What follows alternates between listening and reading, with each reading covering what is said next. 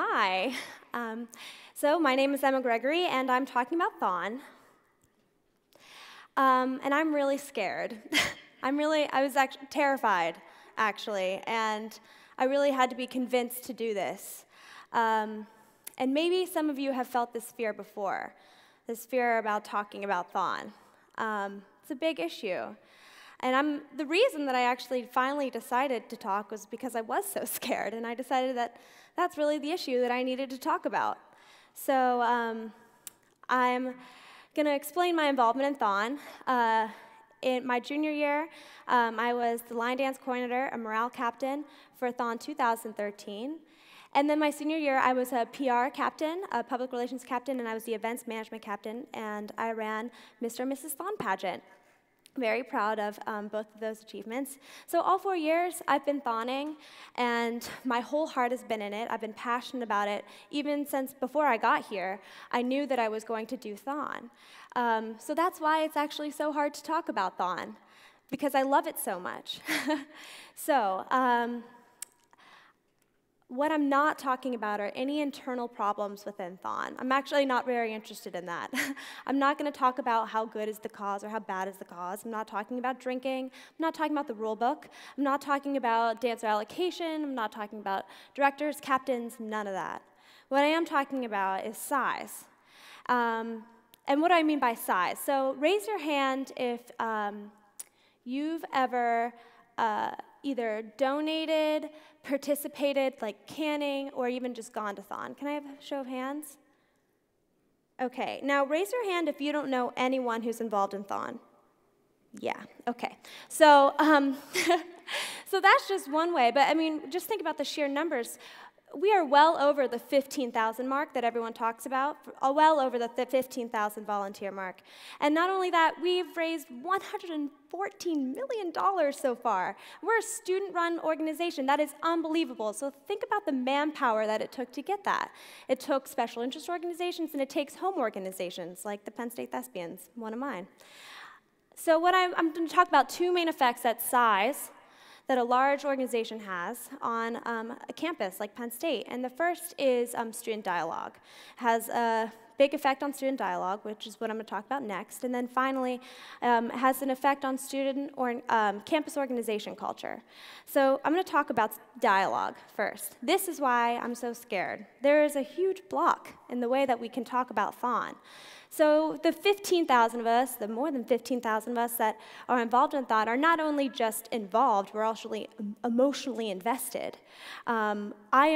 I, for a long time, was so sensitive about my involvement because it had given so much to me that when somebody would criticize it, I'd be like, okay, you don't get it, you know? And then the conversation would stop right there. Or from an outsider in, you're always afraid that you're going to be criticized for not caring about kids with cancer. So there's always a preface like, okay, I really support the cause, but I have something to say.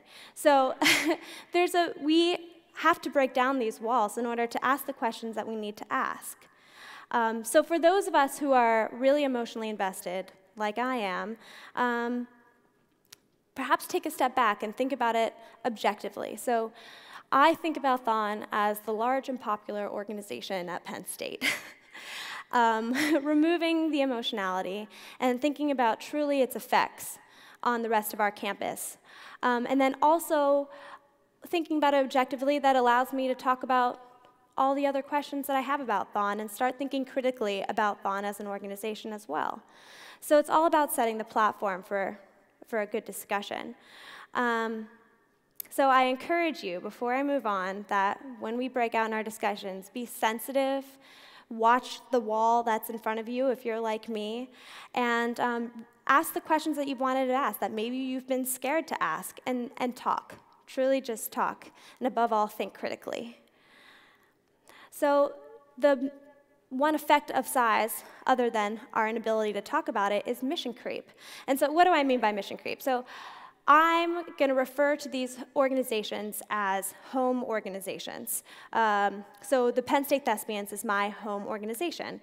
I am the production manager for In the Heights, our upcoming musical, and I THON through Penn State Thespians, which is the beauty of THON in some ways, that we all can THON with our best friends, but also the curse of Penn State. These mission statements are what makes Penn State so diverse and wonderful. And yet, so much of our energy is being spent towards fundraising for THON. So one example is, I think Penn State Thespians has raised between $25,000 and $30,000 FTK this year, which is a huge accomplishment for someone whose mission is not for THON. And yet, I don't think that besides some ads for the program selling, I don't think one of us has tapped our parents more for money to support our shows. Our shows total about $20,000 each year. So how could I possibly ask they're in the audience, how could I possibly ask my parents for more money when I've already asked them for money for THON, let alone my relatives? So it has kind of stopped our fundraising initiatives.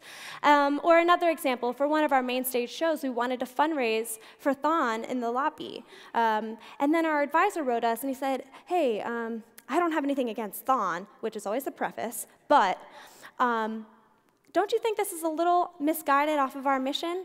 You know, isn't our mission to make shows happen? And we reluctantly agreed. And so that's just one example of how we can creep in on our original mission. And it's not just general organizations, it's Greek organizations, for example.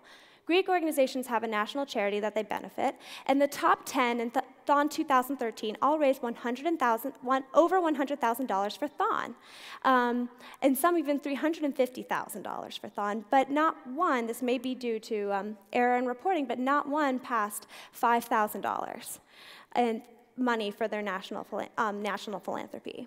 Or service organizations, for example. Service organizations face a really big battle. They have a lot of diverse projects that they work on. They might visit retirement homes and meet with elderly residents, or they might be assisting mentally disabled men in the community. A wide range of service projects. So the question is, where does THON philanthropy fit in their mission? And maybe it doesn't. So if they start assigning hours to, saying that THON counts as service hours, perhaps that's displacing some of the diverse service missions that they could be doing. Or, for example, recruiting members is really hard for them if they don't do THON, because everybody wants to do THON here. So these home organizations are fighting a range of battles and staying true to their mission. So I have a call to action. So THON actually has a lot of policies, forced volunteerism. They, discourage, they've gotten rid of spirit points, all kinds of things like that to decrease competitiveness, but this prevails. So to the home organizations, I ask you, take a note from THON's book and really focus on your mission statement. I mean, THON is pretty much the best organization at following their mission statement. I mean, we read it at the beginning of every meeting that we have, kind of in like my committee wanted to chant it. So, we'll teach their own. So, so take enough and really stay true to the beauty of your individual mission. And to THON volunteers, no other organization has to think about the external effects of their organization. We are all, as a production manager in the Heights, I'm thinking, how can I get more people to come to the show? How can I get more money? What can I do to get more people to come?